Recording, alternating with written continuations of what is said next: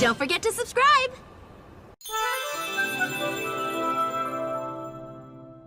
Hi everyone, welcome back to another episode of Team Pikachu's Reviews. I'm Natalie with Gabe Project Pikachu Wambala and my team, and Sophie.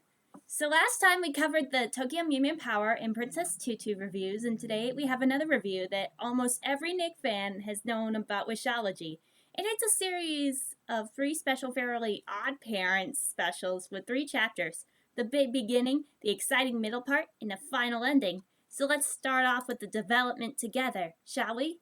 Our story begins in 2007 and 2008. I want to point out that this time frame took place during Super Smash Bros. Brawl's development. Series creator and executive producer Butch Hartman wrote Wishology, along with head writer and executive producer Scott Fellows and writer Kevin Sullivan, who joined the series beginning its 5th season.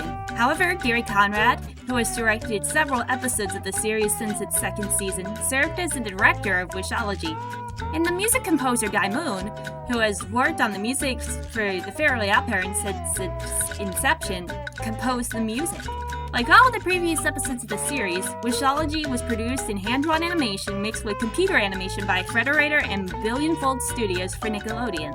The production of the Trilogy required 18 months to complete, according to Toon Zone's interview with Hartman himself. During the development of this big project, Tara Strong, aka Twilight Sparkle, and 8 of her castmates came into the Nickelodeon Animation Studios in Burbank to start recording their lines while Butch is making sure everything goes well. Initial plans were to broadcast Wishology on Nickelodeon for 3 consecutive Fridays starting on May 1st, 2009.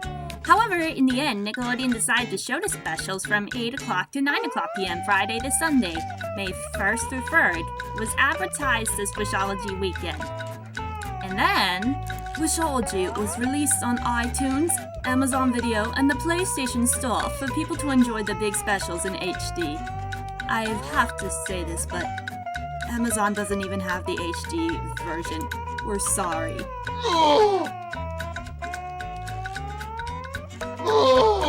The rock band Kiss made a guest appearance in the Trilogy, and the band plays the role as the Galactic Guardians of the White Wand in the big beginning, and makes a cameo appearance in the final ending. However, only 2 of the band's 4 members, Gene Simmons and Paul Stanley, provided voice roles of their Kiss personas, the Demon and the Star Child, respectively.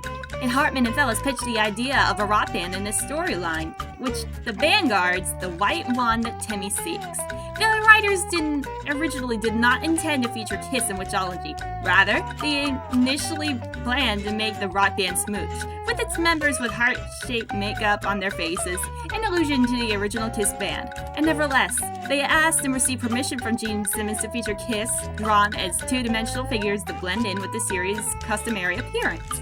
And Wishology features a performance of the Kiss song Rock and Roll All Night, which is played towards the end of the big beginning during a concert party at Fairy World. In addition to the regular cast in Kiss, Wishology features many other guest performances. Actor Gary Sturgis from Kids WB's Static Shock guest stars as the lead Eliminator. D. Bradley Baker guest stars as the Trilogy's central villain, the Darkness.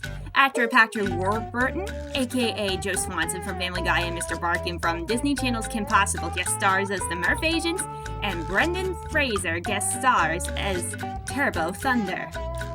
I know how lame this is, but they got Brendan Fraser, the only likable guy from Looney Tunes Back in Action, to be in a Nickelodeon show. It's very similar to David Cross to voice Caramel from Mars Chocolate on M&M's, because we all know how lame this is, but they got him to play the only likable guy from Alvin and the Chipmunks to be an M&M, and that is Uncle Ian Hawk. But let's get back to Nick. Thank you, Hero. But first, let's ask ourselves 2 questions. 1.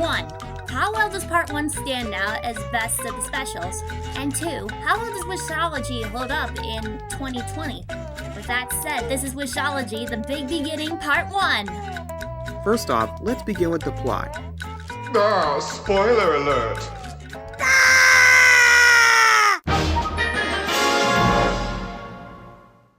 Wishology starts with Timmy wishing that he has his own movie Trilogy, which parodies the famous movies The Matrix, The Lord of the Rings, and Harry Potter in that order. In The Matrix, Timmy was T.O. and was getting chased by Crocker, having his own special powers. And for some reason, Cosmo mentions that Timmy may be the last to be chosen at school for kickball or as a lab partner, but then Wanda finishes his sentence saying, "But in your Trilogy wishes, you're always the chosen one." But then the wish gets too dangerous for him and he finds it not fun anymore. And he tells Cosmo and Wanda that he wants another Trilogy wish, the Lord of the Rings parody.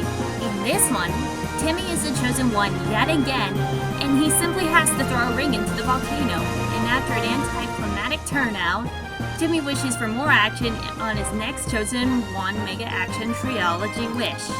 And so Timmy becomes Timmy Totter, a play of Harry Potter, playing Coofer Scoop, which he's chasing Poof around, until Vicky appears as Moldy Wart, a play of Voldemort, and chases him while blasting deadly lightning at him. However, Timmy's fun is interrupted by Jorgen von Strangle, who zaps Voldy away, and at first, he used this to get his advantage and said, "Now I can scoop the Poof!" and went to chase him once again. But then, Jorgen got rid of Timmy's fairies, and right when Timmy grabbed Poof, Jorgen poofed him away too.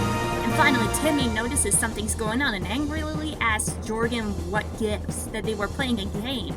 And Jorgen responds by cryptically warning him, saying, "The fun time's over. This is not a game. Remain in the shadows. Do not speak your name!" And Timmy gets freaked out, and before he could ask any more questions, Jorgen shoots a blast at him as he falls from the sky and lands in front of his house. And when he gets up, Timmy brushes off, and just what happened is a twist in it. After calling his fairies and realizing they're not around, he walks into his house and saying they'll meet up with him later. However, his self-absorbed, idiotic parents don't seem to know who he is, thinking he's a street urchin, and Timmy shrugs it off and claims that he's had weirder mornings, which, to be fair, his parents are too, and he probably has, and he grabs a muffin from the table, but then he puts it down, realizing that it's the Fairyversary muffin in the other TV special, Abracatastrophe, remembering what happened last time. No, not that one! Later, when Timmy goes to school, he's still trying to find his fairies who appear to be missing. And he then steps into class after prepping himself to face the educational system without magic, using a ski mask and equipment. However, everything soon takes a turn to confusion because everyone thinks that he's a new kid and nobody. Not even Crocker or his best friends remembers him. To prove that he's not a new kid, he shows an assignment that he actually did of the Big Dipper, which apparently doesn't exist. But that's important for later. And so he's growing more and more confused and mad by the second, and blurting out things in hopes of anybody remembering. And finally, Timmy has had enough and shouts his first and last name super dramatically through the megaphone. It was the exact moment that Timmy knew he fricked up. And for some reason, an evil-looking robot, later revealed as an Eliminator, a spoof of the Terminator, bursts into class, and Chester thinks it's another new kid and he was gonna greet him. But the robot suddenly blasts him into pieces. However, luckily, Timmy pushes him out of harm's way just in time, and everyone starts to run for their lives, but Timmy instead hides behind Crocker's desk and the Eliminator finds him and tries to eliminate Timmy Turner, or in other words, kill him. And Timmy screams that this is officially the weirdest morning ever and runs outside the school. And he manages to outrun the robot on AJ's hoverbike, only for the time being. He says that he needs to find Cosmo and Wanda and Wish before suddenly being taken into the alleyway by Jorgen, who calls him by his name. And at first Timmy is relieved that someone actually knows him, but it takes it back when Jorgen brings up a bazooka, in which he hovers at an Eliminator who was actually right behind them. And the Eliminator then gets up and reveals itself to have a vortex mouth, attempting to suck Timmy into it. And Jorgen grabs him and they escape into the fairy world on Jorgen's motorcycle. And the Eliminator crashes into a mall. To maintain injuries, the Eliminator disguises itself with sunglasses and a black coat before summoning two more to assist and hunt down Timmy. And Jorgen tells Timmy that all the fairies are safe, or not. But the fairies were all actually just turning themselves into gumballs, and they were stuck in a gumball machine on the greasy truck stop bar. And some fat kid starts buying the gumballs and chomps up a fairy named Dinky, and then almost chomps up Wanda, but Cosmo rescues her and Poof from being blown into a bubble. and all the other fairies follow suit and hop into the gross kid's mouth, which is disgusting. Meanwhile, Jorgen takes Timmy through a perilous journey across the fairy world before ending right back where they started. When Timmy asks what they were looking for, Jorgen says that it's the Cave of Destiny, a parody to the Cave of Wonders from Aladdin, where all of his questions can be answered. As so it happens, they are right next to it. And entering the Cave of Destiny, Timmy is shown the cave prophecy, depicting about the ancient fairies that fought the darkness and its agents of destruction, the Eliminators.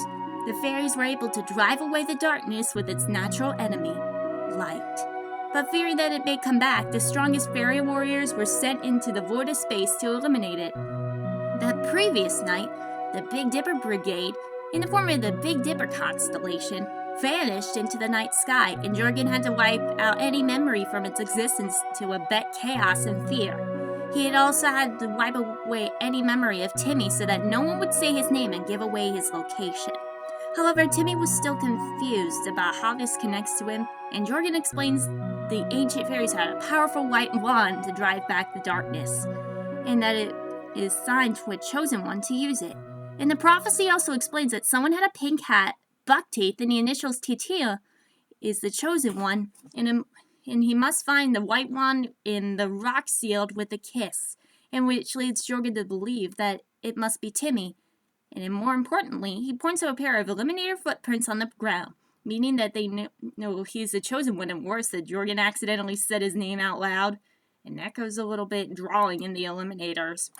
After a chase across Fairy World, Jorgen tricks the Eliminators into thinking that Timmy's been eliminated by posing as him and being sucked into darkness.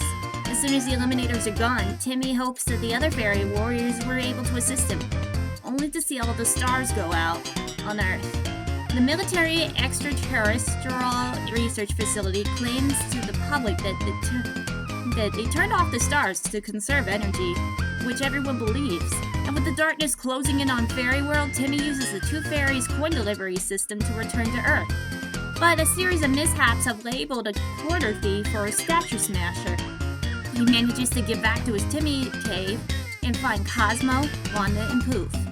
But his poor motorcycle skills become captured by Murph, and for some reason they believe that he is an alien due to the fact that there was no records on Earth, non-existent, and that photographs have been taken of him being chased by Eliminators on AJ's hoverbike.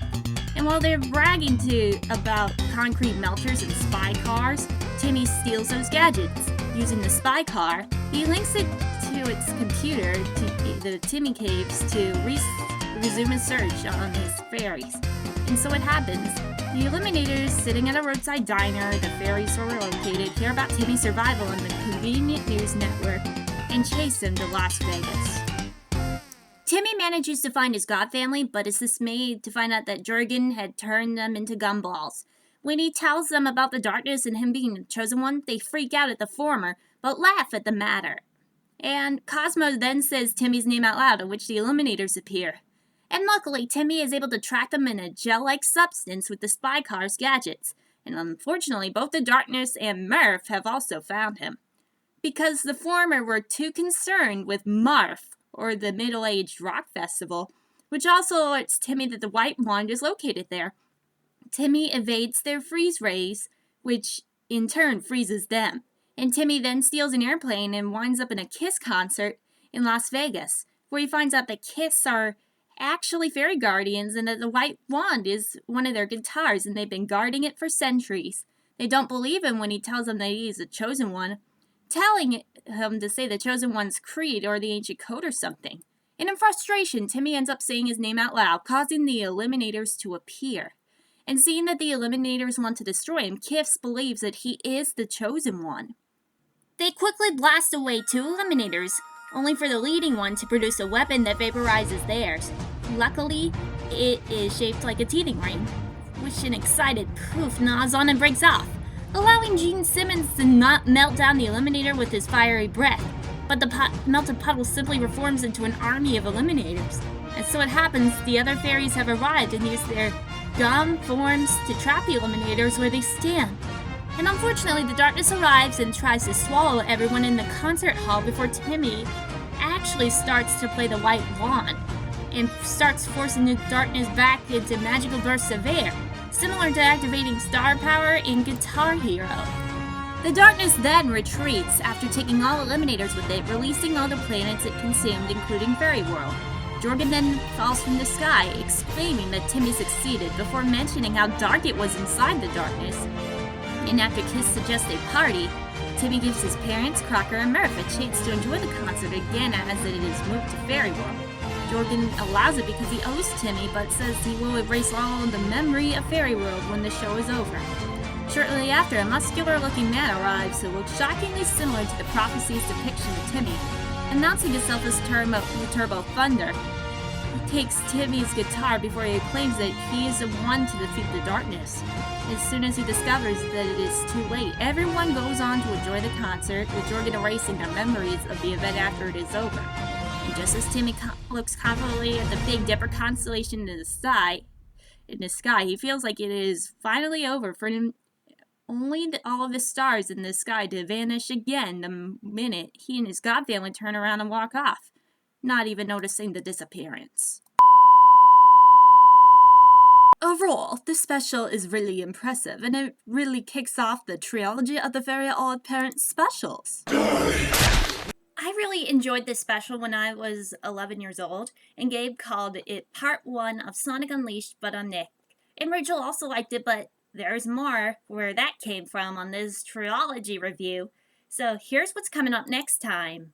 We will be talking about the exciting middle part, and don't worry, the next part will be talking about Trixie, and the most important parts of Season 6. So please, do not miss it!